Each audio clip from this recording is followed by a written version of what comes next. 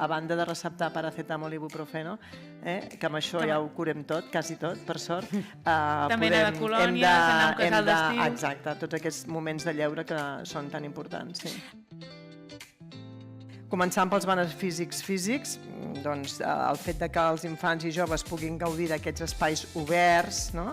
Espais amplis, menys rígids, no? Que no està dins de l'àmbit dels centres educatius, suposa augmentar moltíssim tota aquesta activitat física, no? Que ajuda a la coordinació, la força muscular, el desenvolupament psicomotriu, també aspectes de l'organisme en general, com pot ser a nivell cardiovascular, mantenir tots els ossos més forts.